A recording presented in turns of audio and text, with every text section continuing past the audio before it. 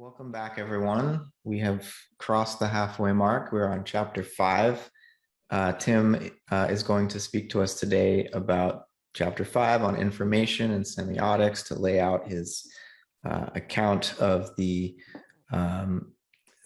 emergence of these new paradigms to understand information in the quantum realm, in the biological, and in the cultural realms. We've got some guests to engage in dialogue with Tim, George Strawn, and Mikhail Epstein. Mikhail has joined us before. We're glad to have him back. And George will be speaking to us for the first time. There he is. I see George has jumped into the room.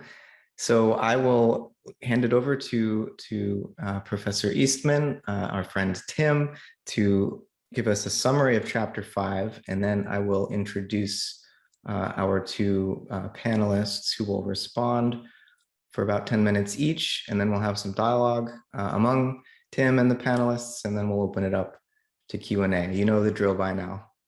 So Tim, the floor is yours. Well, thank you, Matt. Greetings to everyone. I appreciate your taking a little time on this weekend, and no doubt for many, quite nice weather as it is here. With this chapter, chapter 5, at first it was integrated in with chapter 4 or 6, I forget just which, but the theme of triads of semiotics as well as information are very critical, cross-cutting themes, but it was not obvious to me how to handle them, so ultimately, I just put them together in this one chapter because they are interrelated. One thing, let's see, someone I referenced several times throughout the book, but is somehow uniquely not this particular chapter, and yet his work is so central to this chapter, is James Bradley, University of Newfoundland.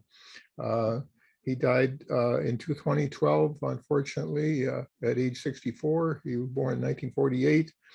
But I'd like to call attention to his work, which I do reference in several places. And it's, in a way, what my whole project is a response to his call for a new approach to speculative and systematic philosophy that incorporates these developments of going from dyads onto a triadic understanding of fundamental analysis. And indeed, Bradley's work represented some of the most innovative and creative ways of understanding Whitehead and indeed the whole 19th, 20th century philosophic traditions in a way that ties in what John Deely called the Latin Age, and just pulled it all together. I highly recommend a book that just came out in the last month or so, edited by Sean McGrath, Collected Essays in Speculative Philosophy by James Bradley. And so here it is, and it's like about $100. It's quite expensive, but then as soon as I saw the fact of it, I ordered immediately, and I read the introduction and by McGrath, and wow, it's worth every penny. Cambridge-trained philosopher James Bradley of Memorial University, St. John's, Newfoundland, may have been, in my view, the greatest philosopher of the past half century. Bradley's densely argued essays and lectures span the whole history of Western philosophy, as quoted by McGrath. His main project was to understand this history as a coherent search for an explanation of why things are the way they are, and that triadic relations are the key to understanding this history as an integrated whole. Now, within chapter 5, I have a table, 5.1, called the monad, dyad, triad sequence in the history of philosophy.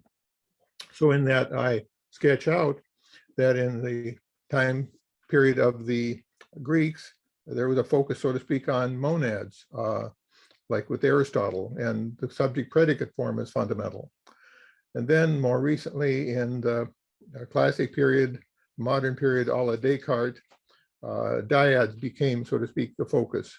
Simple modeling, the Cartesian modernist rationality, and such dyadic thinking, which continues, of course, to the current day. For example, even in semiotics, Saussure is focused on, so to speak, the sign signifier kind of dyadic relationship, and with respect to that kind of more limited way of framing the area of semiotics. But the full semiotics is a triadic form. This is involving complex systems modeling. For example, Robert Rosen is the key to complex systems modeling and anticipatory systems, his work of 2000. The way in which semiotics more inclusively is fundamentally triadic, and that has been more recently laid out, but was but especially featuring Charles Sanders Peirce's work of the late 19th, early 20th century, in which you have both cognition independent and cognition dependent aspects of things.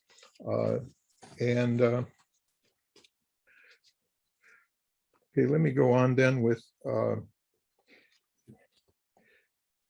let's see, staying on the point about the triadic thinking, let me bring up a point here. Let's see if yeah, so one work that really brings some examples of the Peircean logic of asymmetrical inclusion that enables many forms of really good solutions to philosophic and scientific conundrums, is exemplified in various scholarly papers in the Peircean, Whiteheadian, and Hartshornian literature. And several such specific examples are in a book that came out last year by Don Vinnie and George Shields, The Mind of Charles Hartshorne, A Critical Examination. And here it is. It was published about 1 year ago. I highly recommend it. And within that, George Shields, the analytic philosopher and logician, who is unfortunately my friend that passed away this last year, actually, I think it's about August 2021. So he's noted for a book, an edited volume, Process and Analysis, Whitehead, Hartshorne, and the Analytic Tradition, which I recommend to all. And by the way, within this work by George Shields is a paper both by George Lucas, who's with us today, on Whitehead and Wittgenstein, most interesting paper, I highly recommend it, and a paper by James Bradley, Whitehead and the Analysis of the Propositional Function, which is just like looking at Frege, Russell, Whitehead in whole new ways, is and the whole point of moving from dyadic thinking to semiotic and a triadic form, to recognize the limitations of simply syntactics and information theory, and that you have to incorporate information, some way of constructing the concept of information that can be, that can simply go more than dyadic input-output correlations.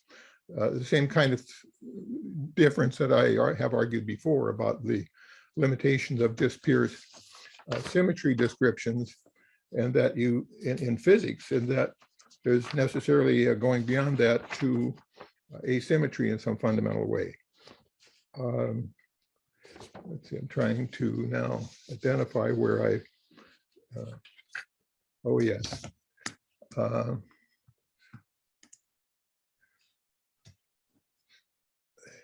So the what was discovered by Peirce, indeed that discovery of Peirce is in the 1880s, goes back to a work of, as argued by, now I'm having a senior moment with with a particular author that brought this together, that that going back to John Poince's work in 1635, I think approximately, doing some analysis, philosophical analysis based on Aquinas and so forth. This is in the Latin tradition. And effectively, Peirce rediscovered that, and that he took that as central in terms of his arguments about for Peircean firstness, second, thirdness. And it has to do with that as with Hartshorne and Peirce, insights into the logic of relations that express and underpin what is a proper understanding of temporal process is objectively real, and that symmetry within an all-embracing and contextualized asymmetry as should be considered as an ultimate conceptual pattern capable of proper metaphysical generalization. I would say that that captures what is the essence of my work and of Jim Bradley's work and of the late work of George Shields, that this is just a major breakthrough to recognize that symmetry within a more encompassing ultimate asymmetry is a really key point, both philosophically and scientifically. I had the opportunity to meet Joe Rosen, who's the son of Rosen, Podolsky, and Einstein. He actually lives near here in Rockville, Maryland. And he's written a book on the science of symmetry, published by Springer Press about 20 years ago. But within that, he makes very concisely this argument about how in physics, that symmetry in physics is implicitly embeds itself in an understanding that asymmetry is in the context of asymmetry. So they go together. And even though I know many physicists will talk about symmetry as being their ultimate basis, and then Amy Noether's theorem and various other aspects of very practical application is focusing on symmetry as a key principle, but nevertheless that key principle of symmetry inevitably is interrelated with asymmetry, and that from a metaphysical standpoint, the asymmetry is fundamental. So that's a form of a triadicity as fundamental. And then I have, and there's another place where I bring out, there are various forms of triadicity metaphysically. That's in another chapter. I won't bring that in now. But when you think of it that way, then you can also tie that in with the emergence and the thresholds of innovation, which in page 170 within this chapter, I discuss these thresholds with respect to the emergence of biological systems and systems that can tap into the kind of information that over evolutionary time increase capabilities. So one would be the information threshold, which operating at the quantum process level and upward, the fundamental input-output context relations for which information theory of multiple dimensions can apply. Secondly, at higher levels of complexity, a semiotic threshold, the origin of organic semiosis, that is sign, meaning, code. Complex systems within the domain of biosemiotics, and this is the domain of, say, complex systems that Robert Rosen's work of anticipatory dynamics is relevant. And then an even more complex frame, the epistemic threshold, the origin of interpretive semiosis, the hermeneutic threshold involving matter-referent interpreter. One might argue, well, only, say, among animals, only humans have gotten to that threshold of the epistemic threshold. But then arguably, I think perhaps a lot of creatures really are at that threshold, but perhaps uniquely humans are at the cultural threshold, the fourth of the four thresholds, the origin of linguistic semiosis, of language. But however important that is, then we shouldn't somehow reduce all of philosophy to, say, just linguistic terms and references. That would be a very curious form of reductionism. That's what some philosophers in the analytic tradition have done with the so-called linguistic turn. So as a physicist and a physicist trying to work with these philosophic issues, I find that pretty curious that after all, a really inclusive philosophy should be able to get at some fundamental relations that can account for in some way relations and process that undergirds or is linked to all phases of physical systems, from the quantum level process through the atomic and molecular level to higher levels of integration and on upward. And that's what I'm attempting to do in chapters 4 and then chapter 6 following. Mind you, this is beyond my limited capabilities, but I at least a stab at it, and hopefully maybe my work is maybe inspire some others to take to go to the next steps in a way that incorporates what Whitehead didn't have available for him at that time, but Whitehead captured some of the key elements. That is, the understandings of quantum physics and the new understandings of fundamental logic about the Peirce's theorem and the various aspects of fundamental logic that point to triadic relations as fundamental. The way in which both symmetry and asymmetry is really fundamental, that has relevance for a metaphysical framing of things, and to build on James Bradley's very fine layout of these issues in a new way that points to going beyond the analytic tradition, going beyond contemporary semiotics, going beyond contemporary process thought, bring these all together in a new unification that really could be a new renaissance for philosophy and metaphysics. But to do that, it necessarily is a speculative philosophy, a systematic philosophy that then provides a standpoint to resolve many of these issues. The as I called them, the Gordian knots, and mine is, so to speak, a limited effort to provide a new perspective and maybe a stepping stone towards a real advance over what we've had in the past century. That's it. Thank you. Thanks, Tim. Those of you who are curious about some of the books Tim was mentioning, links have been dropped into the chat. I've also shared Tim's write-up, his summary of chapter 5, which you can find in the chat as well. So let's now turn to Mikhail Epstein. Mikhail has been with us before, as I mentioned. He's professor of Russian and cultural theory and director of the Center for Humanities Innovation at Durham University in the UK, as well as Samuel Candler Dubbs Professor of Cultural Theory and Russian Literature at Emory University in Atlanta. Mikhail, I think you are unmuted. The floor is yours for about till about the bottom of the hour, about 10 minutes. Thank you very much for this great opportunity. I believe that chapter on information and semiotics, though it is relatively brief, but is indeed central to understanding of Logos framework, as Timothy understands it.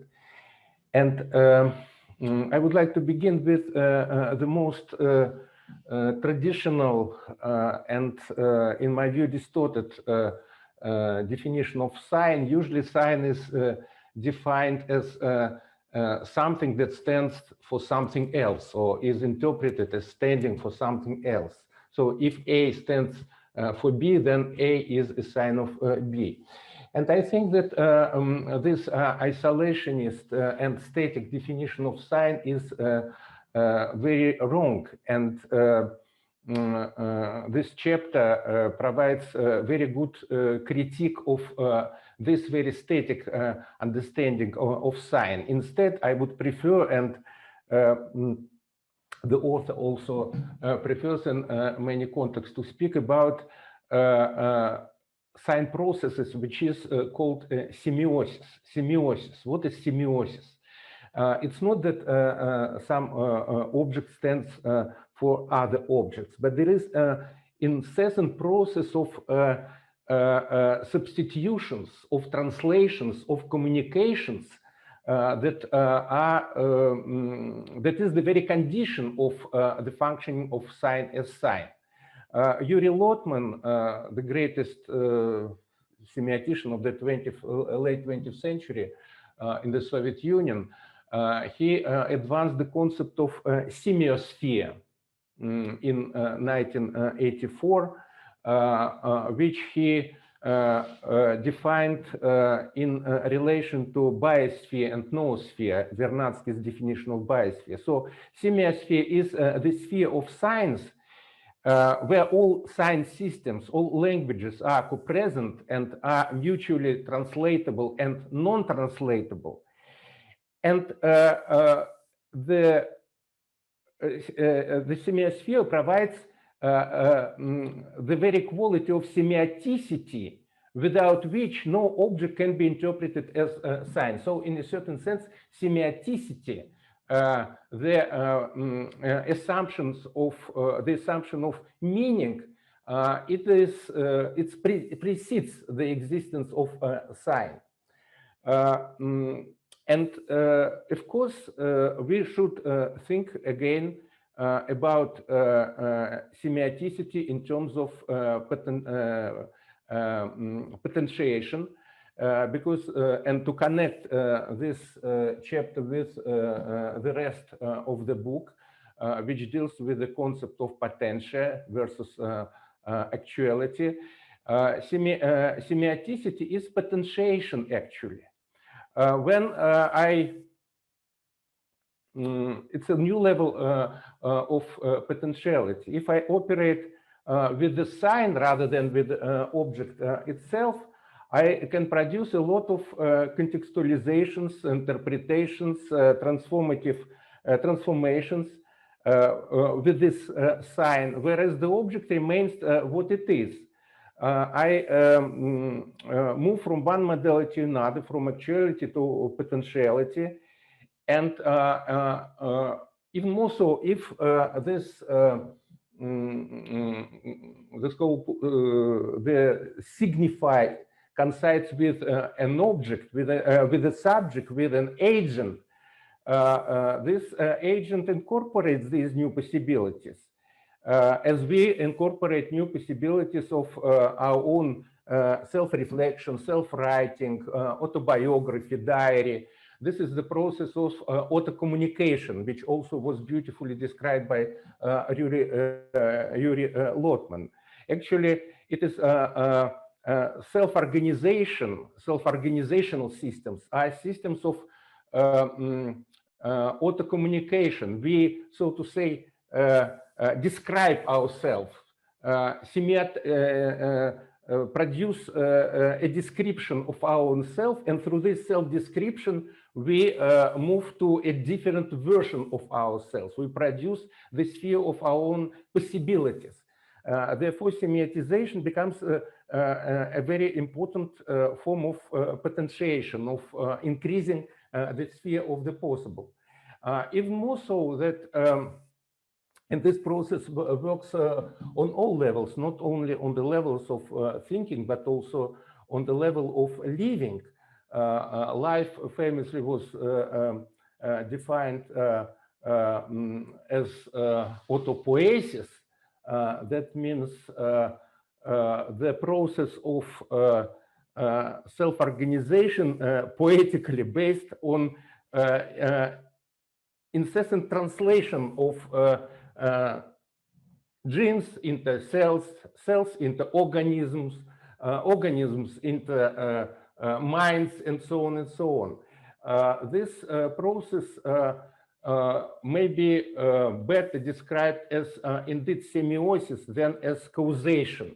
The relationship between the different stages of this process is not that A causes B, but that A represents itself through B and therefore creates more possibilities, more potentialities for its self-organization and self-development.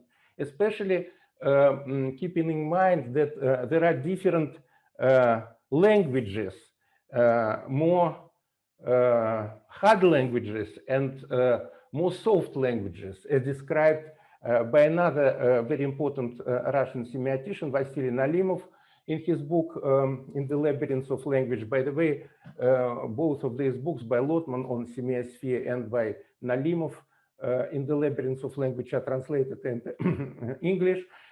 He defines on a semantic scale of languages, hard languages, where each sign possesses precise and definite meaning, and soft languages, like in abstract painting or Zen philosophy, with the fuzzy field of meanings. And metaphors, all tropes in poetry are examples of these fuzzy languages. And life and even more thinking operates with not only with hard, but with soft languages, which makes it creative, which makes it growing in the direction of more potentiality. And here the theory of information also comes into our consideration. And I was very glad to see that Shannon's definition of information is cited here, because the measure of information is the measure of unpredictability. And that means that surprise or wonder, the feelings, intellectual emotions that we experience before the unpredictable events is the measure of their informational contents, the extent of their informational potential. And since our society is informational society, we can see that its vector of its development is towards more and more unpredictability, and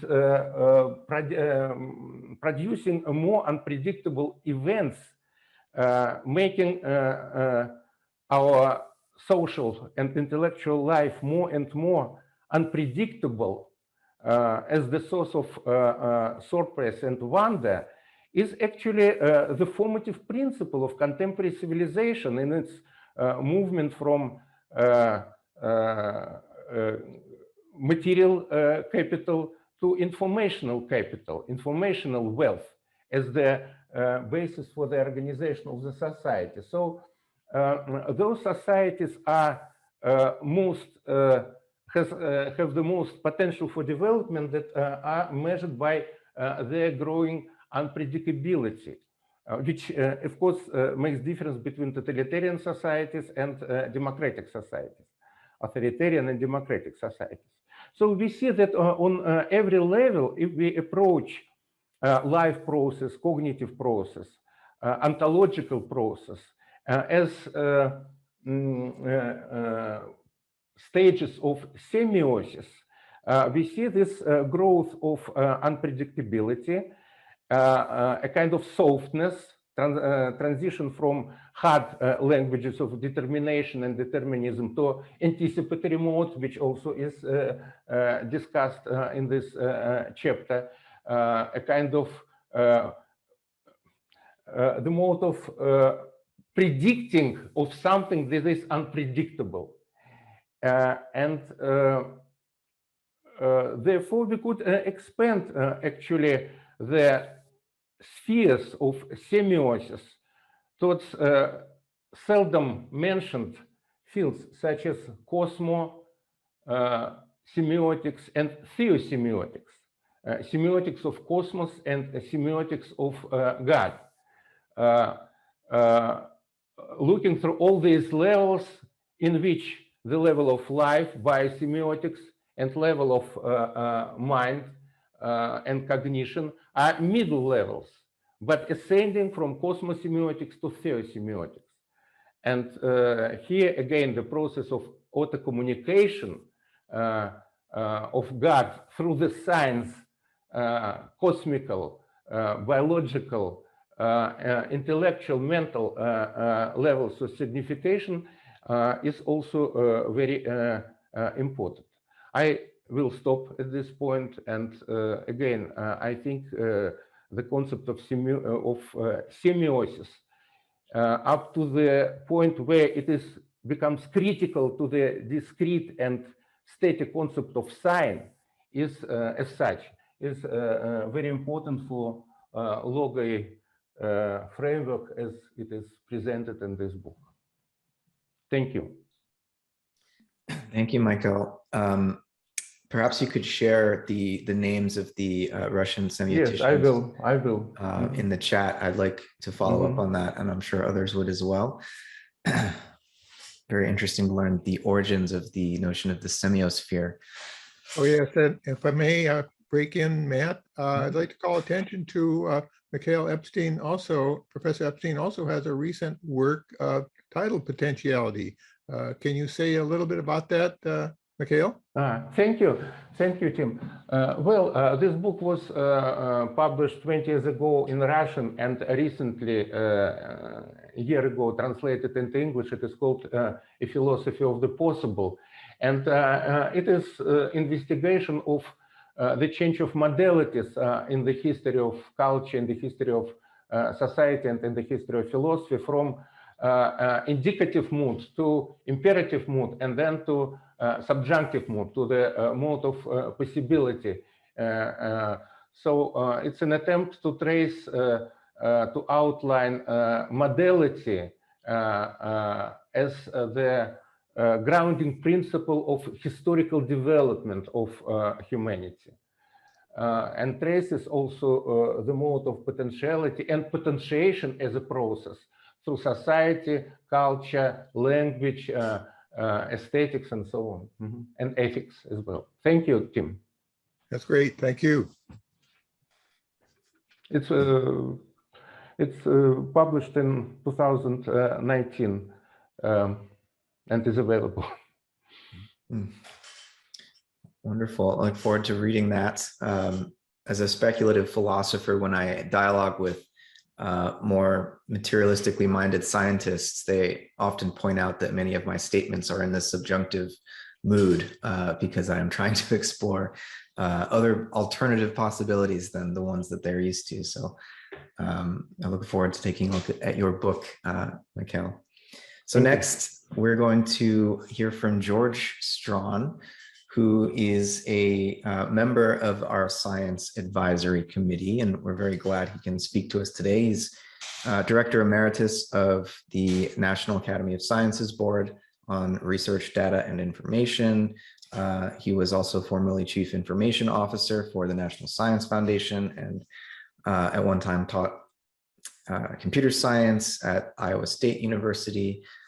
He is an expert in information technology and is going to share some of his thoughts on Tim's book and information as it was discussed in chapter 5. George, I believe you are unmuted, so the floor is yours. Thank you very much, Matt. I'm very happy to be here and give you a couple of my perspectives on this subject.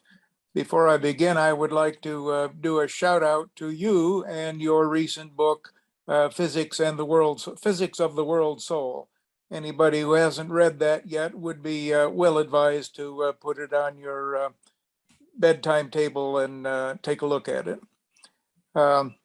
Similarly, of course, we're engaged in this excellent book by Tim. I might say that I used to consider myself an avid reader, but after listening to Tim and reading his book, I think I managed to read one book for every 10 that Tim has read. So he's extremely well read and articulate in terms of developing these criteria. As Matt said, and is certainly true, I'm just an old country information technologist. At best, an armchair philosopher, but that even may be exaggerating my capabilities. I'm interesting to note that accidentally, given my technology orientation, I took the linguistic turn along with other analytic philosophers, in the sense that I'm looking to utilize linguistics to help computers help us better. The type of information technology that I've been interested in for the last 10 or 20 years is seeing if we can make computers be fellow semantic engines, or semantic engines even, as well as we humans. The information philosophers that I read don't think that has happened yet and speculate as to whether it will ever happen. I recommend the reading Luciano Floridi, actual information philosopher at Oxford and Bologna, who has written both for a general public and for a philosophical public. A little bit more about myself, and then I'll make my comments about the chapter. Context, of course, is a major effort throughout the book, and the need for context to understand matters at a deeper level. In the Chomsky hierarchy that many of you may be familiar with, again, a linguistic idea, which computer scientists have found useful. There's both context-sensitive languages and context-free languages. Context-sensitive languages say that a symbol can only be replaced in a given context, and context-free languages say that a symbol can be replaced anytime, regardless of the context. Obviously, context-sensitive languages are much more specific. Context-free languages don't even capture the full meaning of what computer languages are trying to do. And so we computerists find other means, notably something called the symbol table, to emulate context sensitivity to a certain degree as we use technology based on the Chomsky hierarchy to create compilers that turn a symbolic programming language into something that can be executed. My particular work in the past few years has been with a group that is working on making scientific data findable, accessible, interoperable, and reusable. Interoperable is the key there, and it means, can we find a way to make heterogeneous scientific data sets automatically interoperable, that is, by computers without direct human involvement? I think that's related to this chapter, and but as I point out, what I'm trying to do is at the semantic level. Semiotics, as I understand it, is a generalization of semantics and linguistics that goes below the language level into more physically related systems where signs are still meaningful. And of course, the meaning of a sign is not generally analyzable with full exactness into completely localized terms. Once again, the context comes up. Signs from a semiotic standpoint, as I understand, can communicate through any of our senses. We, of course, have the distinction that Tim has already mentioned between a dyadic interpretation of a sign and a triadic interpretation of a sign, where in addition to the signifier and the signified, there's a third item, roughly speaking, called the interpretant, that sort of sets the framework for what type of interpretation is going to be allowed. Specifically now, I'll quickly go through some of the my comments on the chapter. Right at the beginning of the chapter, Tim says that the causation and emergence are the diachronic and synchronic aspects of the fundamental process, and that they are bridged through information, including symbols created by we semiotic animals. I'm wondering if you might say a little bit more, unpack that statement a little bit more, Tim, if you have a chance. By the way, I'm looking at my comments as questions from a student to the professor. and I presume that Tim will elide the questions that may be too simple-minded for the general scope of the audience here. Information and measures of complexity is the next section, where Shannon and Kolmogorov and biotic complexity measures are introduced. In terms of our use of Shannon complexity in computer technology, the only use is to make sure that the bit string that I send to you is the bit string that you represent or that you receive. So correct communication of bit strings, totally independent of semantic matters. So from my perspective, Shannon complexity is very useful in assuring the correct operation of our computers and computer network systems. Kolmogorov complexity is what is the smallest computer algorithm that can represent a given sequence of information, let's say, and that's useful in terms of efficiency, let's say, of representation of information, but again, doesn't deal with semantics per se. Biotic information complexity gets more at what we're worrying about here, and we'll say a little bit more about that later. I would just mention also Stephen Wolfram's work on what he called a new kind of science, where he is observing that very, very simple computational algorithms can produce very complex behavior.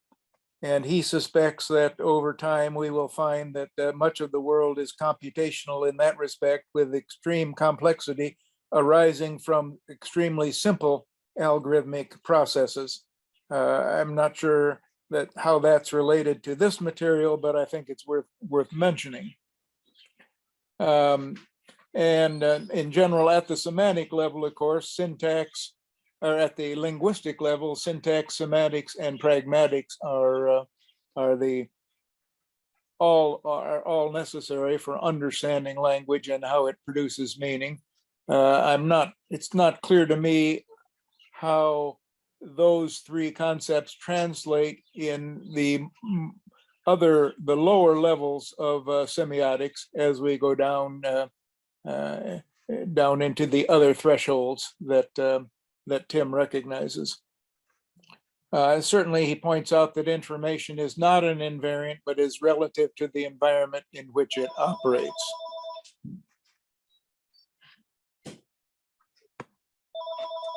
Excuse me, I will get that telephone shut off here in 1 second. Okay, the next section on thresholds of innovation talk about a basic information threshold, that's the input-output context, and then a semiotic threshold of organic semiosis, an epistemic threshold, and a cultural threshold, which is the linguistic semiosis. The organic semiosis and the epistic semiosis, it's not exactly clear to me how that separation exists, and one could use a little more information. I'm presuming that at least perhaps the organic semiosis could include examples of genes being standing for a protein and being translated into a protein by living organisms. The historical perspectives on semiosis and process thought. Tim points out that all organisms define their environments as meaningful surrounding worlds. That is, they have to respond to the surrounding world in order to continue to be living organisms. And that certainly understand that as a meaningful interpretation of the surrounding worlds. Ecology related to semiotics. I like his definition of ecology as households of biotic communities involving emergence, hierarchy, symbiosis, and anticipatory systems.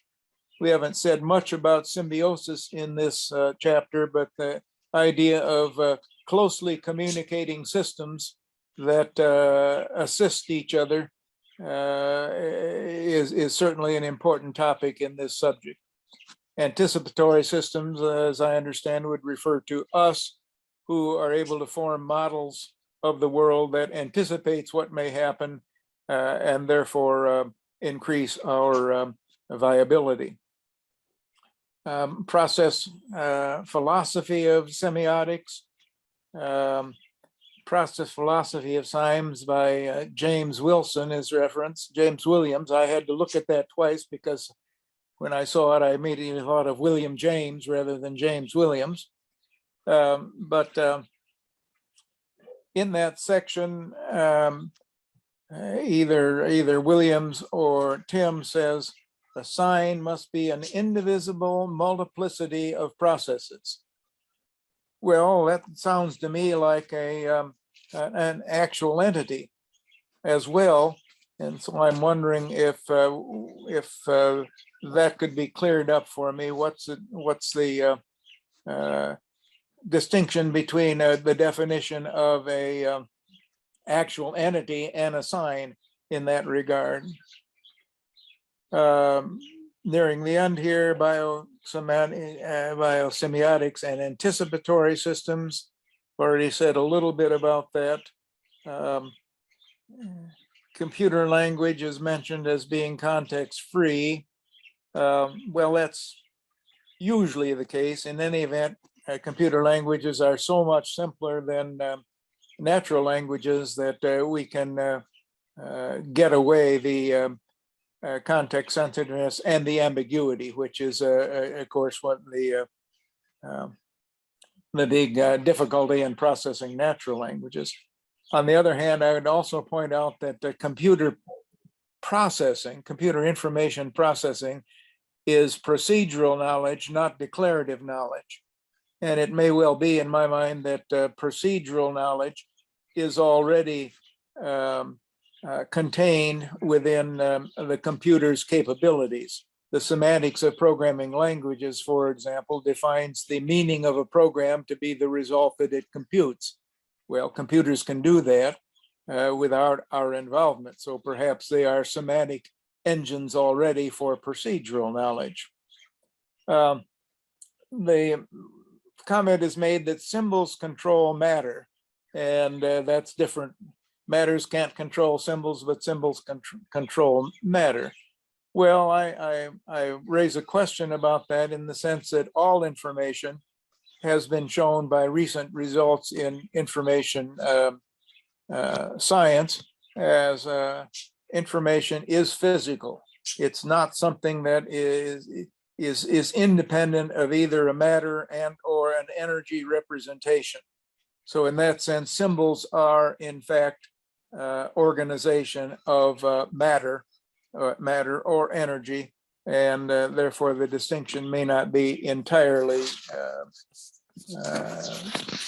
supported. I like the comment that information is the glue that holds nature together.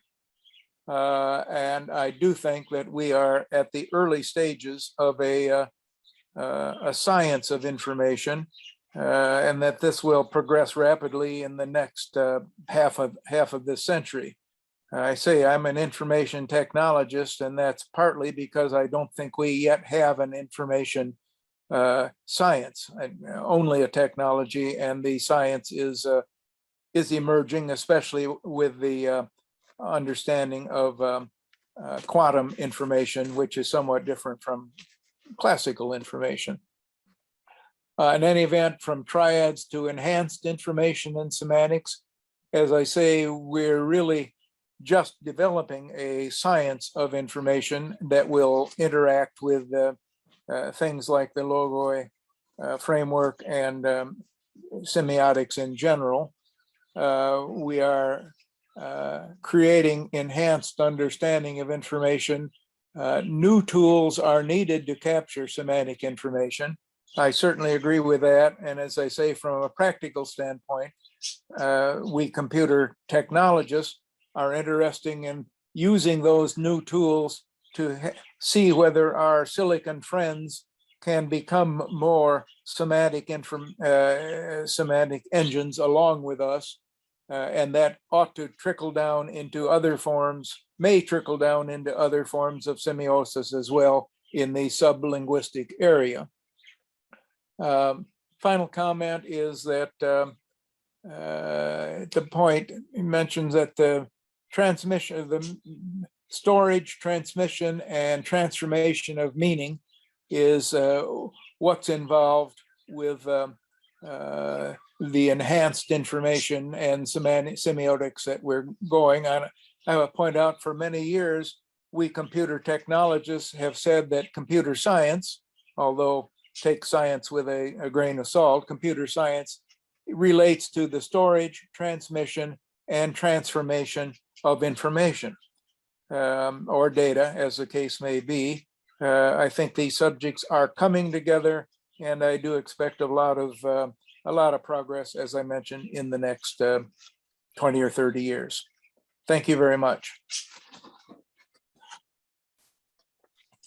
Thanks, George, for your information technologist perspective on the information theory that Tim is trying to develop. Tim, do you want to chime in at this point? And then we'll keep rolling into the dialogue.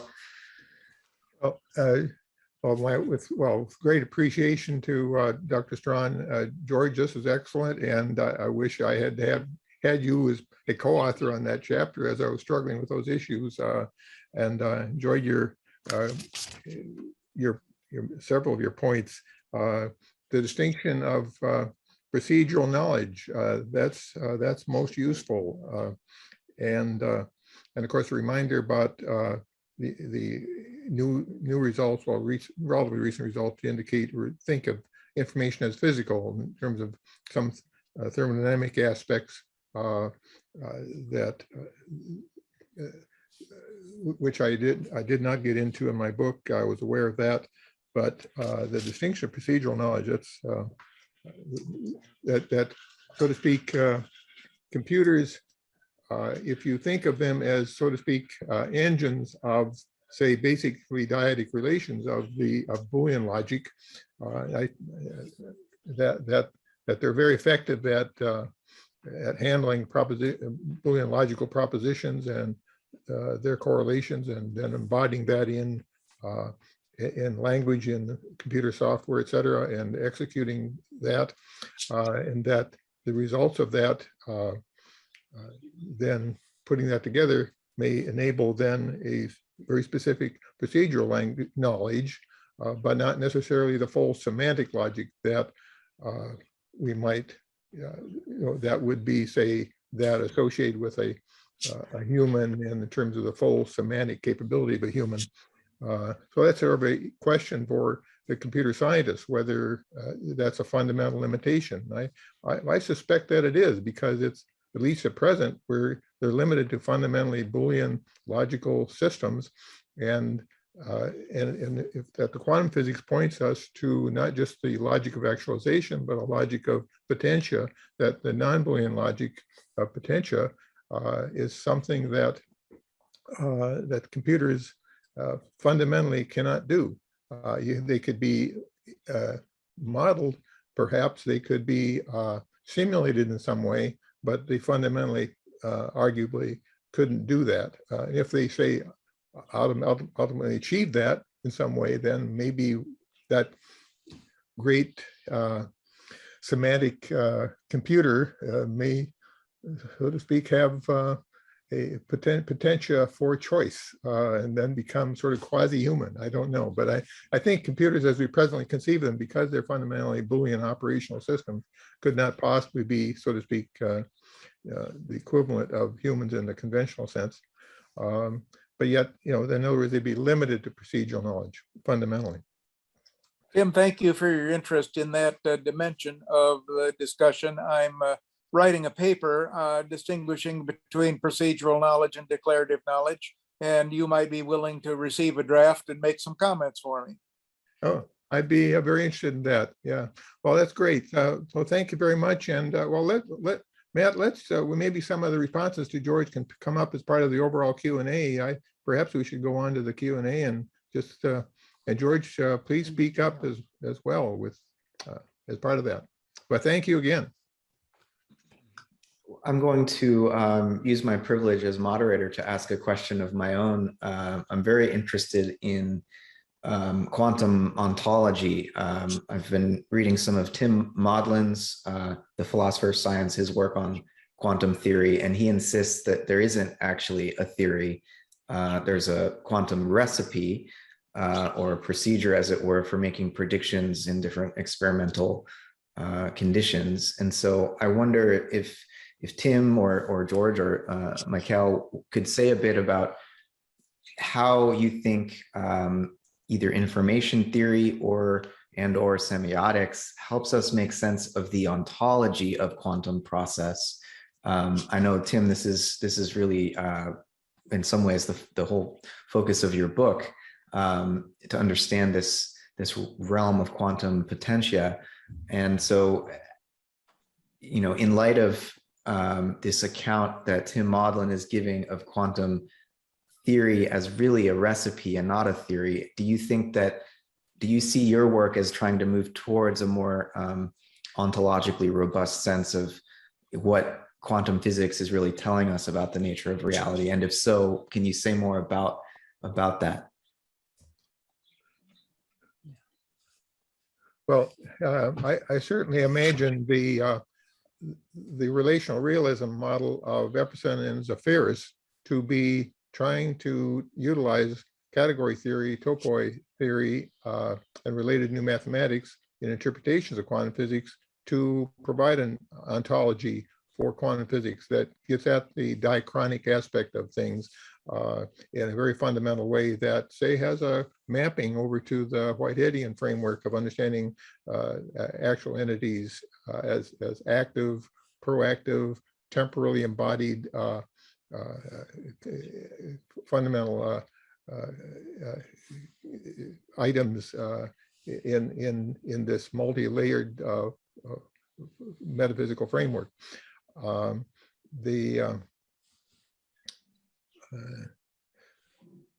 So I'm let's see. I think I lost my train of thought there. Well, while you're getting it back, Tim, let me just add in that seems to me like we've spent the last 100 years trying to come up with a satisfactory ontology of quantum phenomena. And some people say, shut up and compute. Don't worry about it, and just see what predictions you can get. That gets into your distinction between recipes and ontology. I'm not sure that distinction is quite simple, because I think that in many cases our theories involve algorithms or recipes. For example, just think of Newton's laws. That tells us how to compute the recipe to compute the new position and the new momentum of particles under certain forces. So we have quite a bit of interconnection between the recipes, at least we computer scientists would say that, and the underlying theories that we're trying to create.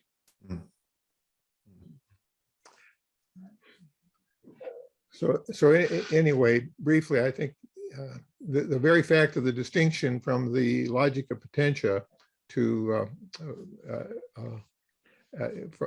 so to speak, in a way, triadic, of the logic of not accepting the logic of excluded middle. I was just open. It's fundamentally innovation. The radically new is part of the logic of potentia versus, say, the logic of the Boolean logic of this violation of the excluded middle, in which you don't, it's either yes or no. So the syntactic logics, sort of the basic logics of computer systems are limited to that. And unless they somehow can be developed eventually to go beyond that fundamental Boolean limitation, I think there's necessarily a limit. That is, they could handle procedural knowledge, but I think somehow there's a fundamental limit unless less computer systems can be designed to go beyond that.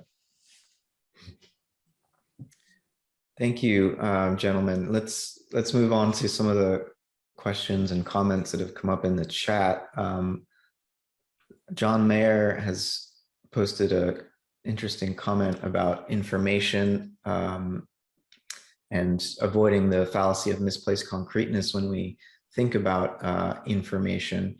John, do you want to join us and frame your comment and see what our panelists think about it? I think you're still muted. There you go. Yeah, I hate being put on the spot because it's hard to do this stuff off the cuff. But one of the things I really like about, Bradley wrote an essay about the speculative generalization of function. And I read this and really, so I work as a computer scientist. I write software for a living. And so I'm dealing with functions all day long. And it was really mind-opening for me because I realized that as a computer scientist, I always think of a function as something that has 2, 3, 4, 5, 6 arguments, a fixed number of arguments, and produces one result. And what Bradley's paper does is point out that when you generalize that speculatively, you realize that the input to the function is not some fixed discrete number of items, but the entire universe state up to that point. And the output of that function is a contribution to the next state of the universe. And so you're really thinking of a function that takes in the grand enchilada, absolutely everything as its basis, and then produces a piece of creative activity that then contributes to the next everything. It's a very mind-expanding notion. But then I spent quite a lot of time trying to wrestle with how do you fit these two notions together. So I think this is my question to Tim maybe is, I'm not really satisfied with the notion of saying there's either Boolean logics or non-Boolean logics, because that's already a Boolean framing, because the key concept in Boolean is the notion of not. You're either A or not A is the basic Boolean concept.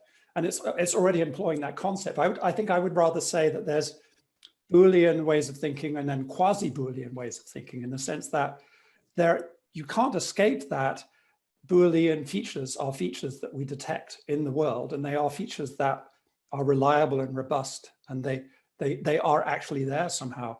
But it's not sufficient to say that's all there is. There's something that we have to accept that goes beyond that. And I think that's when we keep introducing notions of concept, we're trying to say, well, what is it that is that more part, and how do we relate that more part back to our dyadic notions? And I think that's where, when I talk to information scientists, when I talk to economists, when I talk to people who come from a very functionalist mindset, from a very code-oriented, algorithm-oriented mindset, it's kind of like pulling a horse through a gate. It's like they really resist going to the point of saying, well, there's something more there. They'll say, well, we do really well with dyadic thinking. Why do we actually need any quasi-logical systems at all? Let's just use algorithms. They seem to work, which kind of goes to what George was saying about let's just do the processing. Let's just keep using these things. So it's a very pragmatic driven mindset. So the question I have is, how do you lead these sort of stubborn horses to a place where they can actually accept that it is a limited worldview? How do we connect and draw out these connections between these very Boolean ways of thinking and these quasi-Boolean ways of thinking, in a way where we could actually encourage people who have such a rationalist mindset to recognize that that's a mistaken limitation that they have. And even one of the things I really liked in that, again, it was a sort of a light bulb moment for me when I was reading Process and Reality, is when Whitehead is talking about rationalism, and he identifies it as the tipping point between reason and religion somehow. And the true rationalists are not people who believe that you can produce a theory of everything. They hope that you can produce a theory of everything. It identifies it with this notion of hope or allure or some future idea that we're moving towards. It's a motivational concept and not something that we can actually produce. And I think that I don't quite know how to wind this all up, but I'd be very curious to hear Tim's response to how he sees Boolean and non-Boolean, to use his frame, how he sees these two ideas relating together and how they actually, how do we move from one to the other and how do we encourage movements from one to the other? Yeah, it's a good point about, say, using a term non-Boolean kind of implicitly as the Boolean right there in your face, maybe quasi whatever. Well, of course, that you may recall in Whitehead's framework that creativity is the very core, at the most fundamental level. And that's in a way they embedding by hypothesis in his framework the notion of landscapes of potentia. Landscapes of possible relations as very fundamental. So I'm basically accepting that, so that there has to be at the most fundamental level, a distinction of landscapes of potentia, of potential relations and of actualizations, and that this is reflected in fundamental quantum process based upon the most recent work in quantum physics, and then taking that as a starting point to then work out this framework. And then finding certain encouragements from the point of view of logic and mathematics. But then in terms of, well, how to get your information or computer cohorts through the difficult gate to the dyadic, the corral of dyadic thinking. So I think for them to, say, read some of the contemporary literature that Mikhail points to of the of contemporary semiotics, which I think is a wonderful complement to the process tradition. That traditions I really think can have great synergy with one another, the process tradition and the semiotics tradition. And Mikhail brings a lot of this together in his new, well, I shouldn't say new work, but recently translated works, thank goodness, on notions of, well, the concept of potentiality and from multiple perspectives, cultural, linguistic, etc. So let me turn it over then to Mikhail, maybe for a comment in response to John's question. Thank you. Actually, I would like to respond with a question, because there was a question raised about quantum world and how it is related to the issues of semiotics and information. And though I am not a specialist in quantum world, of course, but I would like to raise this question for specialists. Quantum computing. This is really an intersection of information theory, computing theory, and quantum world, with the concept of superposition and entanglement. So how these advances in quantum computing help us, if they can, to connect semiotics and information theory with quantum world, because it turns out that it is quantum world that is perfectly, so to say, accommodated for informational processing. And is there such a thing, or could there be such a thing as semiotics of quantum world? Is this a, so to say, reasonable question, and is there any way that specialists in quantum theory and information theory could connect them? Well, it's an interesting question about the, so to speak, the quantum computers and the possibility that has been raised about that.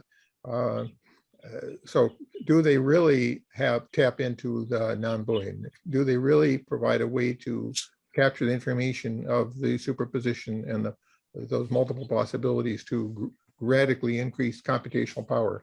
Well, it's sort of an open question yet. We don't have a working quantum computer. It's not even established in the lab as far as I'm aware.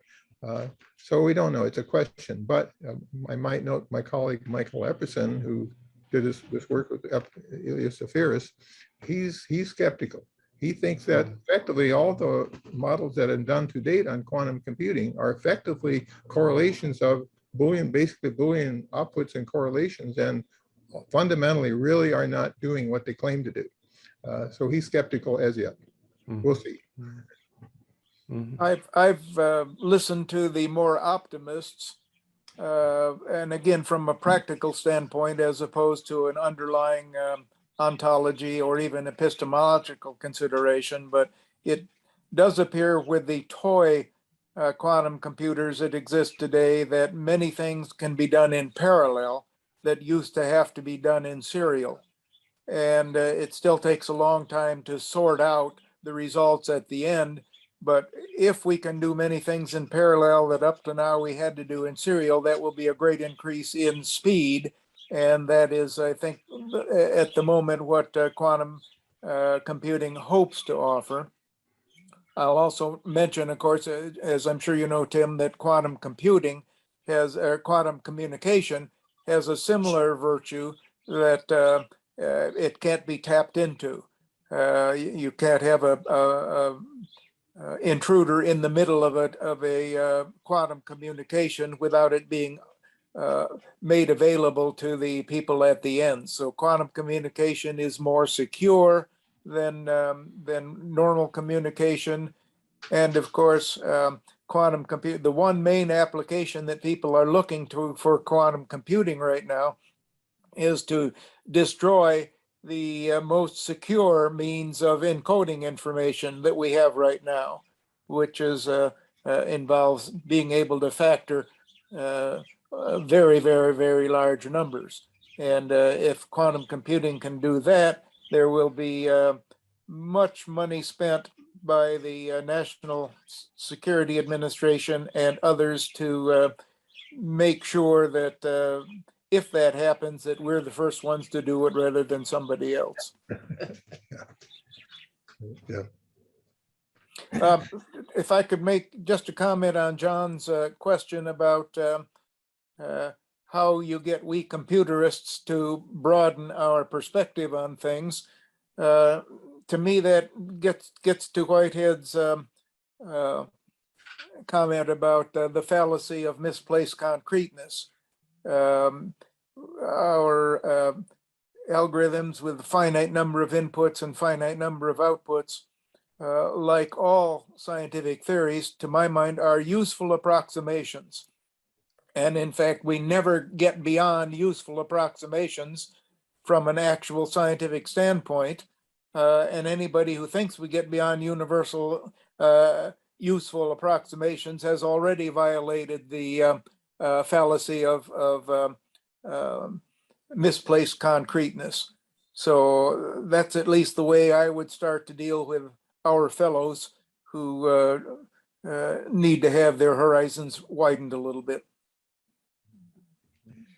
Yeah, as you know, I emphasize the issue of approximation and error throughout several places in the book. Yeah, thank you. So let's see, I think Farzad wants to move us from information as it is applicable to the quantum realm to information in the realm of political economy. Farzad, go ahead and frame your question for us. Okay, thanks. Yeah, it's interesting that we have the two ends here. The quantum end that seems to have no limit of space for discussion about what to do with it, and really fruitful areas to investigate regarding the compatibility of information science and quantum science. I think that's fascinating. The capitalism question came up last night in my mind. I was talking with students. It's kind of been a theme in the back of my head, sort of like a fly on the head of Mike Pence there. Every time I think about complex systems dynamics and evolution, it seems like capitalism is masterful at taking advantage of instability for its own purposes, creating an ecosystem, an environment around it, which then enhances its further growth. And that's the whole model. So it seems that it fits very well in an evolutionary framework, were it not for its destructiveness and what some might call inherent evil. But anyway, it's got its downsides and darkness and all that. But I'm wondering whether it is inevitable. Is there a way? Is it surmountable? Is there anything that can cooperate with it? given these issues, especially given that it can manipulate information so well and understands it well enough to do that. Not perfectly, obviously, it's made messes, but that's the question. Is it surmountable or improvable in ways that we would hope? Well, I think one response to that deeper question is about the issue of ethics and responsibility, that we have rights and responsibilities, but we have both. I don't understand someone thinking that they have rights without implicitly reference to responsibility. And clearly this issue of, say, our capitalist system, our daily life and our consumers culture, whatever, but there's ultimately responsibility. And the biggest one right now is responding to the climate change issue. And climate denialism is a radically irresponsible response. So ethics is an issue, and it's real. I would argue that I tried to do that in my book in chapter 8. It's coming up that there is a basis for somehow the quote reality of ethical issues and choice. I would pile on to Farzad's interesting question by saying, I guess an unsympathetic observer would say capitalism is an invasive species, killing off the rest of the organisms because we can't defend against it. A more sympathetic view might view capitalism as a sorcerer's apprentice. It knows how to do certain incantations to make growth. It has no ability to remember the incantations to halt growth. And therefore, without major changes to the current system, it seems to me that better regulation of capitalism would be the ideal solution. But as you say, given the capitalism's ability to manipulate information and all of us, I think we have less and less government regulation rather than more and more government regulation, which would make the sorcerer's apprentice useful rather than potentially very dangerous. Very good point. Thank you. Good metaphor.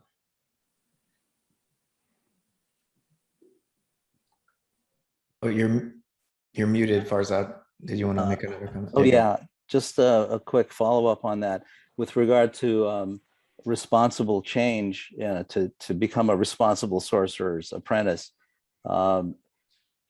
The movements by the UN, like the SDG, the Sustainable Development Goals and so forth, sustainability science as a whole can continue capitalism in the guise of sustainability by not asking questions about what is to be sustained. I mean, you could do the whole thing. It sounds very responsible, but ultimately it kind of folds back on the responsibility of keeping capitalism strong, even while making it a gentler capitalism. And it kind of folds back into itself. I'm concerned about that level of responsibility without what George said, sort of a radical change to the whole thing. And that just does not seem, short of catastrophe, it doesn't seem possible that a radical change would occur within the system, given that it defends itself so well and optimizes its predictive abilities and reduces the chances of outlier parameters interfering with it. So perhaps we need to hope for a catastrophe, May. Well, yeah, with regard to this sorcerer's apprentice, to me, this is an example, well, George, as you mentioned about the fallacy of misplaced concreteness, but I think even more fundamental way of framing it is inspired by, so to speak, the semiotics framing. That is that there is no sense, ultimately, there's no just simple dyads. It's always at least input, output, context as the fundamental triad.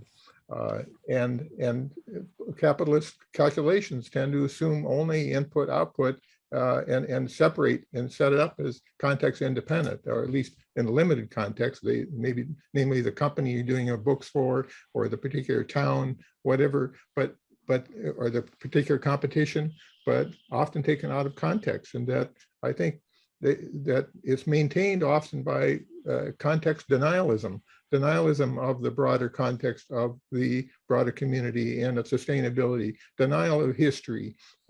Yeah, so it's that's how it becomes the source's apprentice, by multiple forms of context denialism. And that shows that the useful approximation theory can sometimes be dangerous approximation theory. Yep.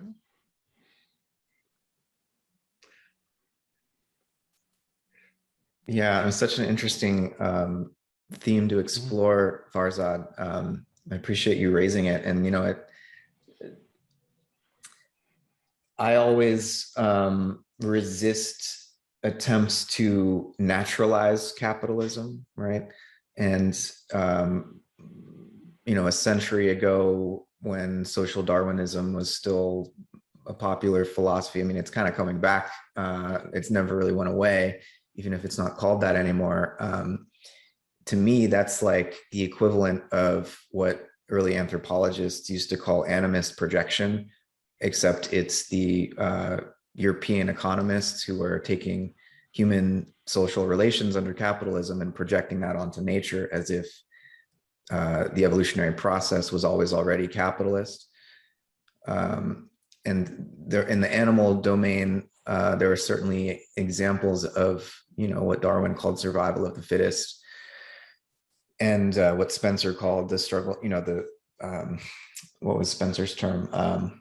Any of this competition among individuals is very prominent in the animal kingdom, but most of life is at the micro organic level, where you can't even distinguish species really when you're talking about bacteria, much less individuals. They're constantly sharing genes. It seems more communist than capitalist.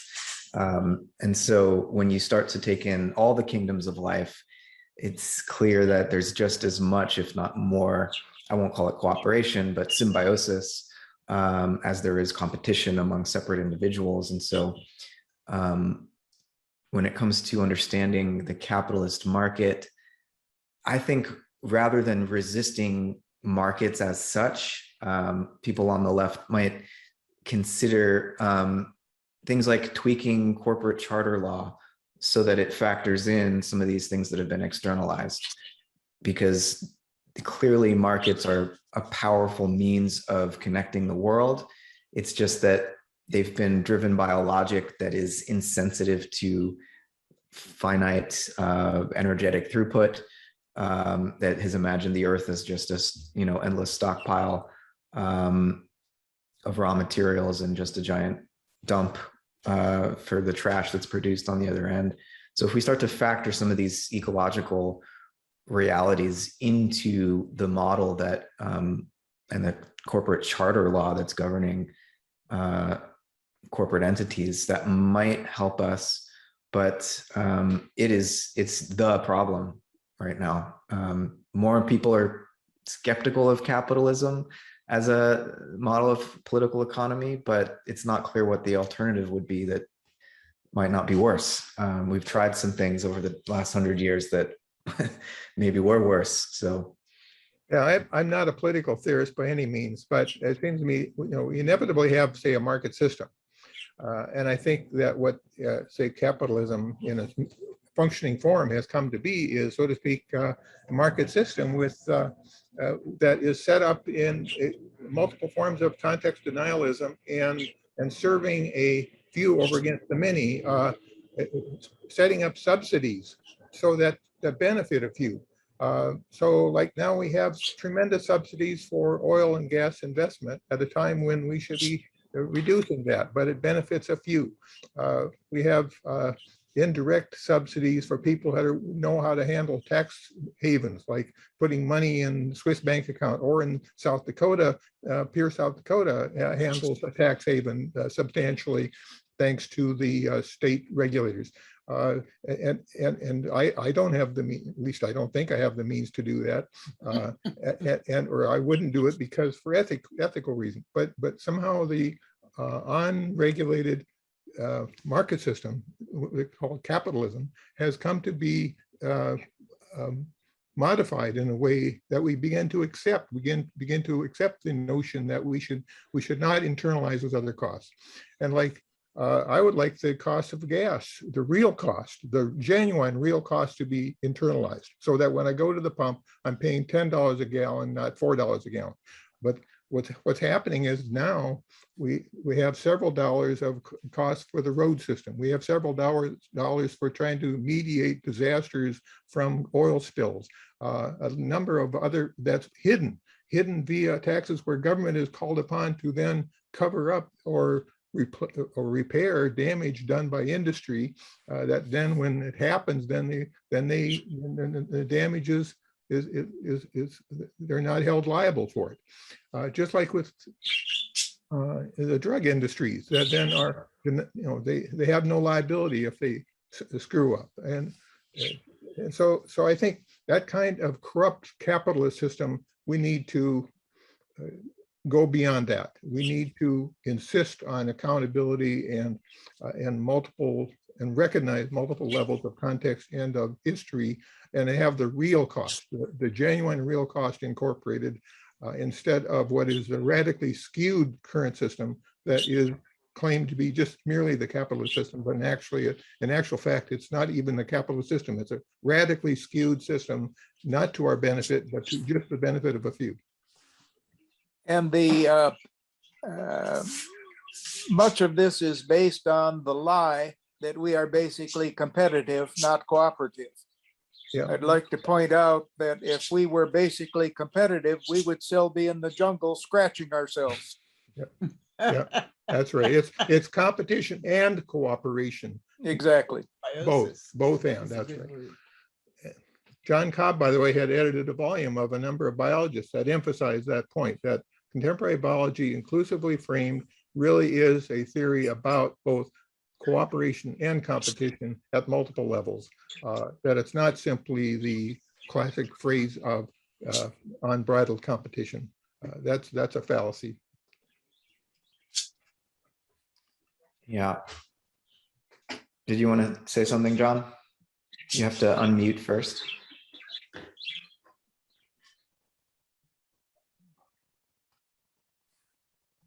Nope. Still muted.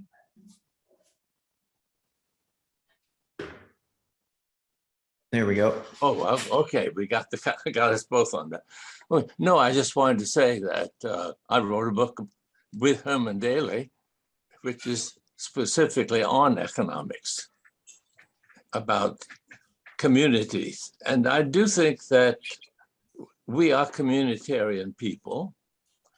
And this, if we really accent the importance of community and of communities of communities. I mean, the nature of community doesn't exclude competition, but the competition with inside of a community and does not challenge the community. I mean, I take sports as a kind of example. There's lots of competition in sports, but if there is not an agreed upon context within which teams are really are basically friends of each other rather than enemies of each other, the whole sports system would collapse completely. And I do believe that if we reconstruct society from the bottom up in terms of communities, I'm very pleased the other night to hear about work in the Los Angeles area with blocks, getting blocks of people to become communities.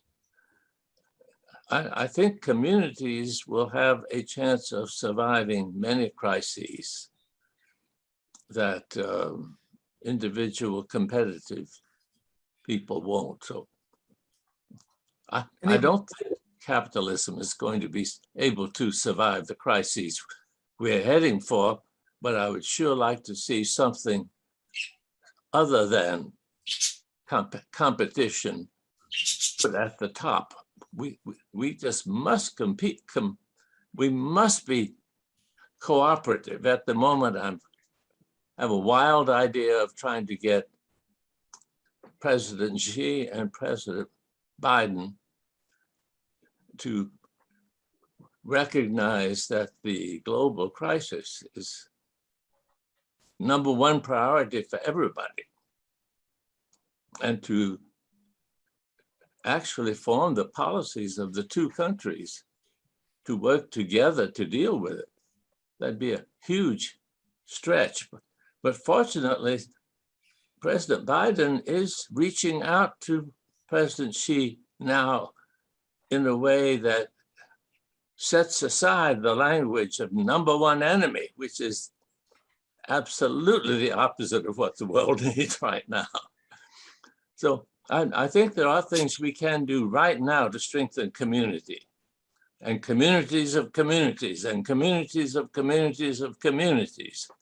Because just having communities may be, I mean, if you have two nations which are very strong communities, they may slaughter each other. Europe went through that for a long time. Finally decided it would be better to have a European community rather than repeated wars between France and Germany. And I think if we work on that, we may have a chance of having communities strong enough to provide a counter to the worst features of capitalism. But I'm sure that there are, I mean, I'm wildly speculating, but it's the only way I know to go. Thank you. Anybody who hasn't yet read John and Herman's book For the Common Good should spend your lunch money, if you have to buy a copy. It's not that expensive. Yeah, agreed. So at this point, there's been such a flurry of comments. I'm not sure where to turn next. If anyone is eager to make a comment or ask a question, you can just raise your real hand in your screen and I'll see you. Oh, there's Spiridon. Go ahead and unmute yourself, Spiridon, and love to hear from you. I can ask you to unmute. You're still muted. There you go. Okay, thank you very much, Matt. My question is about page 178 of chapter 5, where Professor Eastman quotes a paper that he has written together with Bettinger in 2017. And there you make the claim that anticipatory systems, I quote, counteract the second law of thermodynamics and maintain order through the minimization of outstanding parameters, end of quote. Could you maybe explain the meaning of outstanding parameters? What parameters do you mean, and how do they be minimized by anticipatory systems? Let's see, in terms of a simple description. So I was recently watching a documentary about the Michael Jordan, the great basketball superstar. Mm-hmm. And so here's this very complex biological system. And in one episode in there, he was given a, they brought a pizza to him the previous night, and he ingested this pizza, but most of his other colleagues didn't, for some reason at that time, didn't have the pizza, but the pizza was laced with some poison. So there he ended up being really sick, and then they had a game the next day, and so here he is, very sick, and so he yet comes to the floor. He doesn't initially play, but he's off the side. But somehow, in spite of that partial poisoning, he pulls together the strength. Somehow his system, through a combination of his biology and the key parameters that are, say, would be affecting his ability to carry forward and play, become absolutely focused in a very special way. And there's other parameters that affect him that somehow, including this this poison, that somehow he's able to slough that off, minimize that somehow, so that his system can work optimally. He goes in there and does fantastic work, and they win the game. So that's sort of, maybe that's an example of a system, a complex system, capable as to then almost overcome the so to speak, to be optimized beyond what seems otherwise possible. So with regard to the specific technicals, then Jesse was better with that on this particular case. Thank you.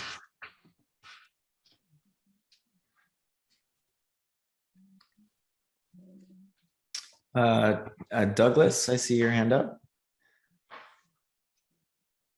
Let me make sure you're unmuted here.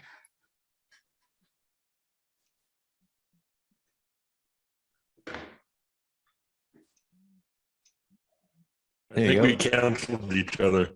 Sorry about that. I've got two questions here. It's kind of a newbie.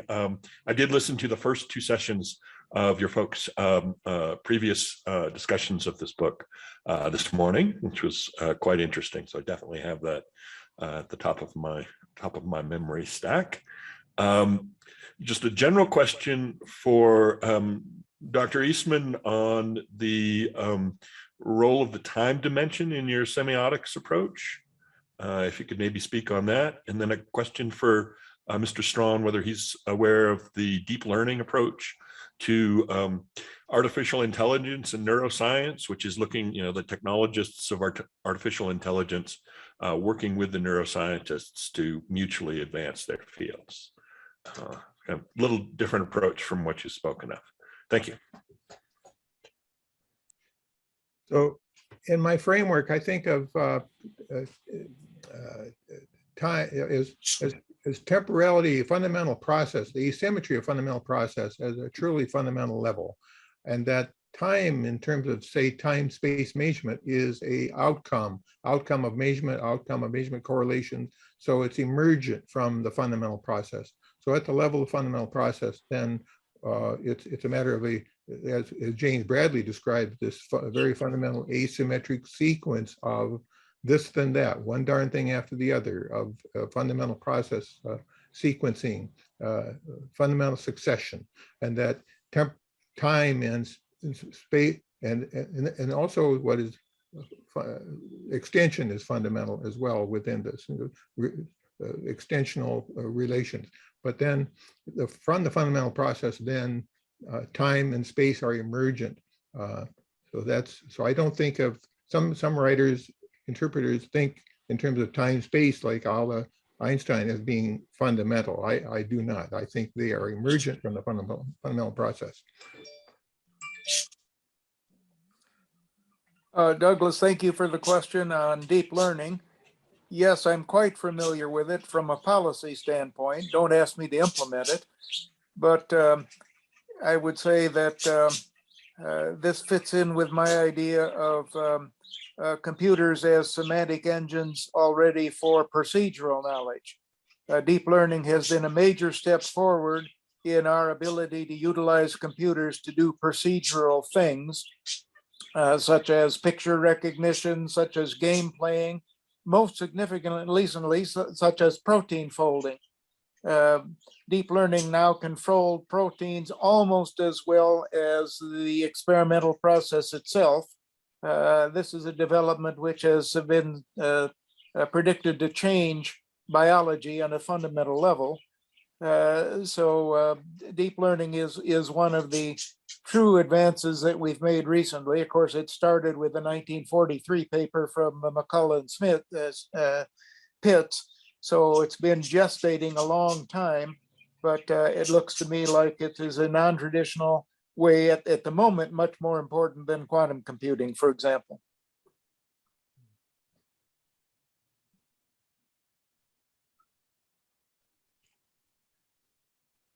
Let's see, who's next? Gary, is that your hand? Yep. Gary Nelson, let me. Oh, and Matt, also, I see Michael Heather has a raised hand according to a note. Okay. Great. So go ahead, Gary Nelson, and then Michael will go next. Well, I wanted to make a comment that if we listen to Seth Lloyd from MIT about quantum computing, he makes the case that photosynthesis is some analog of quantum computation, where a photon comes into a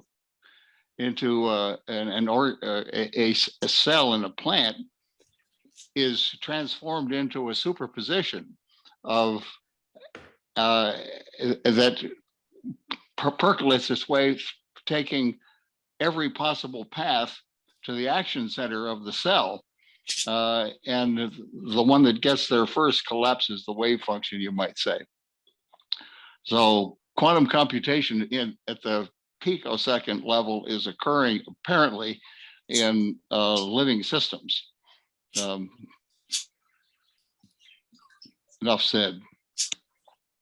Well, it seems like in that sense, quantum computation isn't everything at all levels, because quantum physics is the fundamental process for the workings at the subatomic, atomic, and molecular level. So where you draw the line there, right? I think. Yeah. I think you can make that. Yeah, you can make that case. And here's a concrete example, sort of there's a few real concrete examples like that. That's maybe the best one I'm aware of, at least. But in each case, whether it's a particular organism at a given level or a particular quantum experiment, then there's a particular measurement or outcome, an actualization. Then you correlate the sets of actualization. So you're not really tapping into the superposition as such directly. So if you say, well, you got a many world interpretation, everything is being actualized, but that's a way to deny potential, a possibility. So to me, there's one world, there's sequences of fundamental process of actualization, from the potential to the sequence of the fundamental quantum process to actualization, and then our science takes those outputs and they correlate them. That's what's happening, and there's no, so to speak, quantum computer per se there. But as I'm sure many of you are aware, scientists are working hard to improve the efficiency of photosynthesis. Photosynthesis is apparently about 1% efficient. And if we could make it 5% efficient, we'd go a long way toward solving the energy problems of the world. Yeah, that's a good point. There's the English group has done a photosynthesis simulator, so to speak. I think it's running at 8 to 10% efficiency. So yeah, they're making progress. It's called the electronic leaf.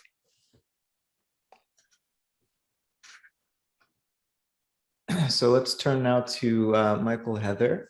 Go ahead and unmute.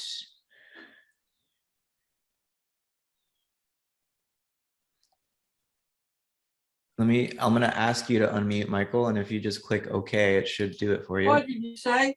There you go. You're all set, Thank Michael. you. Thank you. Thank you at last. I'm sorry I couldn't unmute. I wanted to ask Tim to define asymmetry. I don't believe it exists in physics.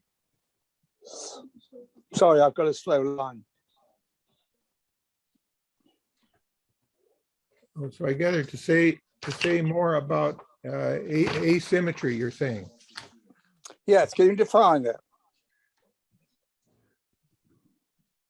Well, I take it, so to speak, in contrast to symmetry, that if you have a system and that you do a rotation or translation or something else, then you can then go through a number of steps and then you retrieve the original from this a finite set of rotations, and so that that systems are that there's an equivalence of systems, and so an asymmetry is a failure to have that equivalence, and that asymmetry is a broader context.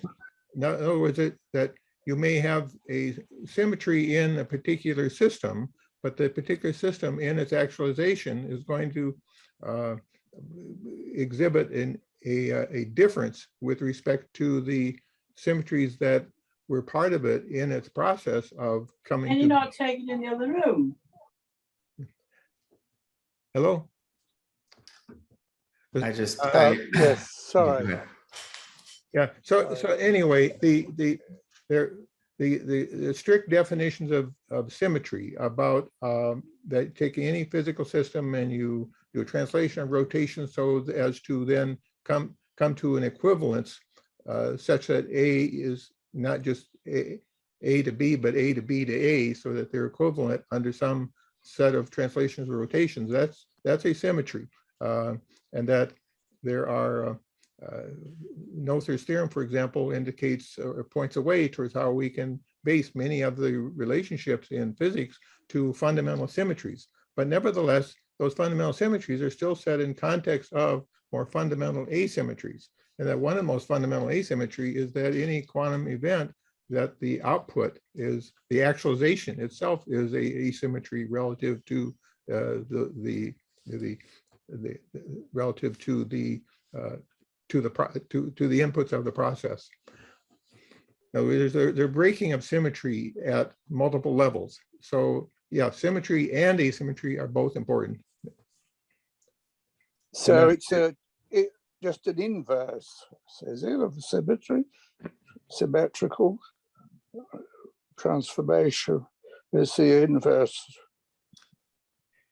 I mean, it's not randomness, for example.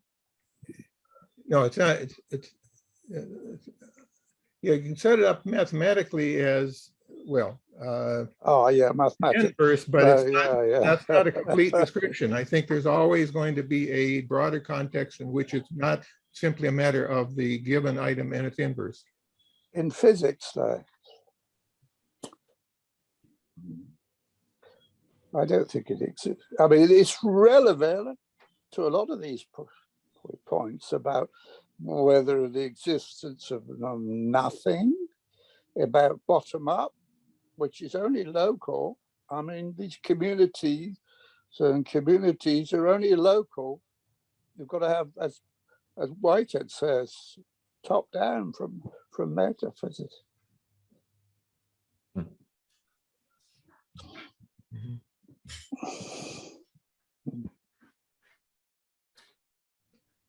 Yeah, what I'm struggling with here is a combination of, there's, so to speak, the scientific level of description. Then there's these issues of what is presupposed there to the level of the philosophy and the fundamental metaphysics. So I'm much of what I'm doing is an attempt to work with the metaphysics, the philosophy and metaphysics level of description, which is the presuppositions. So from, let's say, in the case of symmetry and asymmetry, much of contemporary physics and science works well with, say, the symmetries and basic physical relations that are symmetric, but then to interpret them in a more fundamental level, such as, say, fundamental quantum process, then I would argue that there's necessarily the introduction of both symmetry and asymmetry that is needed. Yes, I think the quantum computer is interesting or significant. That the only ones they've got to work, if at all, are the ones that close to zero, like superconducting and superfluidity, which is Boolean only, it's local, and that's why there's no messy triadic stuff like friction.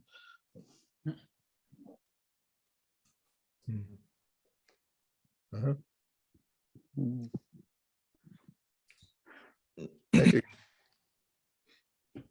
So who else would like to ask a question? I haven't seen any other hands go up yet. If no one is ready, I have a question for Tim. Athendeka, go ahead.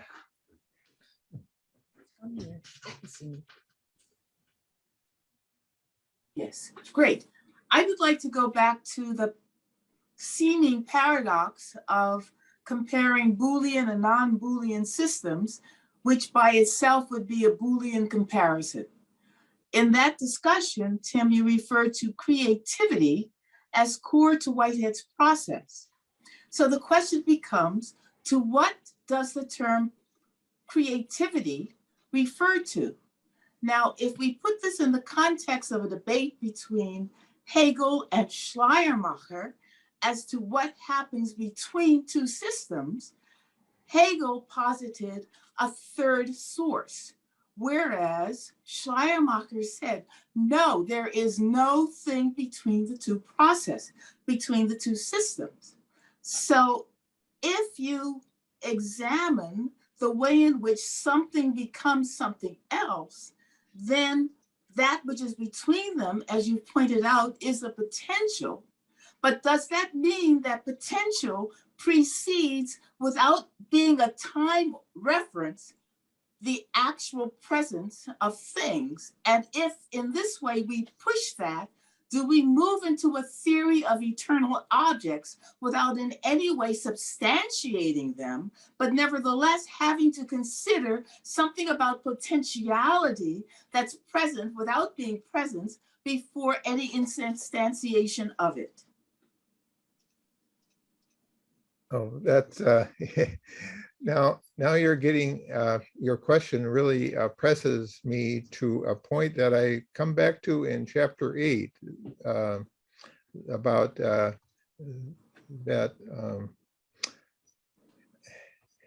about the between and the between let's see, William Desmond has a book called Being in the Between, and this issue of the transition from actualization to potentia and the interplay at a most fundamental level. You mentioned about Hegel and Schleiermacher. I understand that Hegel, in his system of the thesis, antithesis, and then the synthesis, that ultimately then he points to a grounding, so to speak, an ontotheological kind of grounding that is an ultimate provide framework for the givenness of things. Often that's, so to speak, the equivalent of standard forms of a God context, so to speak, ad hoc, brought into the system so as to provide an ultimate grounding. But if we don't have that ultimate grounding in that same way, and then I think Schleiermacher was an effort at this, how do you provide then, so to speak, the logic of the actual and the logic of the potentia, and as a framework that then enables the process in a self-actualized way, as James Bradley argued, that there's a method or way of thinking through this to provide for self-actualization that then is a sequence that doesn't have to go to the imposition of an ad hoc argument as Hegel does, but is more like Schleiermacher. So with that, I would recommend that you get the work by, well, look at some papers by James Bradley about working with self-actualization. And I have some quotes in my book on that. It's a difficult issue, and I come back and struggle with it in chapter 8. I have a tentative approach to that. That's interesting. Being in the between, the betweenness of possibility, of openness, creativity, the really radically new. That's been a deep struggle of philosophy for the past couple thousand years. And I'd like to think that we now have new pointers to go beyond where we were before. And my attempt is yet not a complete effort, but at least a pointer to making the fundamental distinction among the real of the logic of the actual and the logic of the possible. And if you simply truncate that to nothing but a logic of the actualism, then you basically that's the deterministic world. That is, everything is, so to speak, specific, actualized. And then if you have, say, superposition in quantum mechanics, you interpret that as all actualized, therefore the many worlds interpretation. But I don't go there. I insist upon a distinction of the actual and the possible within the real, broadly understood. May I have a follow-through comment? Please, go ahead. Yes. As you know, I love chapter 8 of your book. The question I have in your comment is the use of the word self, self-actualization. Self does not define something. And if this were in a Buddhist context, we would immediately pick up here a fallacy of misplaced concreteness. So the question becomes actualization without a self, presupposing it, which thus pushes us again into the claim and the examination by Schleiermacher of looking at the process itself as a movement, not the positing of a synthesis, Hegelian, but rather as more emergent without presupposing something that has preceded it. So thus we can't use the word self. Yeah, I picked up the word in terms of self-actualization from James Bradley.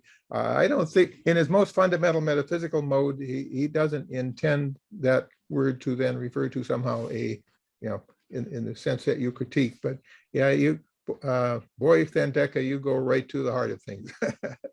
Thank you. My effort is not complete with respect to handling that very issue, and my chapter 8 is a struggle with that. And I look forward to continuing dialogue with you about this. Thank you. Thank you very much. If I may, Tim, I would like to ask a question that I don't know if you can answer in 3 minutes, but I'm curious about the thresholds of innovation that you lay out on page 170. And I know you're probably intentionally vague here about exactly when these thresholds are crossed. But in terms of the semiotic and the epistemic thresholds, do you see the semiotic threshold as emerging with the first free living cells, and then the epistemic threshold as, I mean, you said that it could be, some people would say only human beings have this epistemic capacity, whereas you might see more animals possessing that. Could it be that all multicellular organisms in some way have this capacity for interpretive or epistemic semiosis? And if so, given that, or maybe it's the epistemic threshold happens when there's a developed nervous system, the capacity for learning and so on. And I ask these questions about when these thresholds are crossed, because it seems to me that at least once the semiotic threshold has been crossed and life has emerged, that already prefigured in the capacities of a single cell in the membrane are the ability for a kind of interpretive semiosis. And what the membrane can do is then elaborated upon as multicellular creatures develop nervous systems. And so, how far down does this capacity for interpretation, which you put at the epistemic level, go? That's an interesting question. Well, okay, in my summary, well, I didn't refer to the source of that. Marcello Barbieri has a paper from 2009, Thresholds in Biosemiotics, really interesting paper that I quote here and have used, and I added the cultural threshold onto his 3 basic ones: information, semiotic, and epistemic. So he goes into some detail on that. As I recall, he suggests that the semiotic threshold is really a very low level at the cellular, well, like a leaf would be already at the semiotic threshold level. And that, so to speak, perhaps in the animal kingdom, may be the level at which you achieve the epistemic threshold in some meaningful sense. Perhaps certain plants that have a enhanced reactivity to environment, and the cultural threshold arguably perhaps is limited to humans and maybe the higher apes, perhaps. So I'm making no claim about, well, what are the implementations of those thresholds given our our contemporary biology here on our little planet Earth versus other potential planets. It's a basic, so to speak, sequence that is arguably the case as a marking emergent thresholds. Right. Yeah, very interesting. I'll look at Barberi's work. You know, I've been reading some of the work of the biologist Michael Levin, who's researching what's called basal cognition, which would be examples of cognitive capacities, even in microorganisms and single-celled creatures. The mycologist Merlin Sheldrake also just wrote a great book called Entangled Life that describes mycelial networks and the cognitive capacities that they have that strike me as examples of this epistemic threshold having been crossed way earlier than we might typically imagine. Oh yeah, we often make the mistake of assuming some animal or entity can't do something, and then we get surprised when they ultimately can. Just a few days ago, I read about cattle being potty trained to then go and potty at a limited time so that they can capture the methane. Right.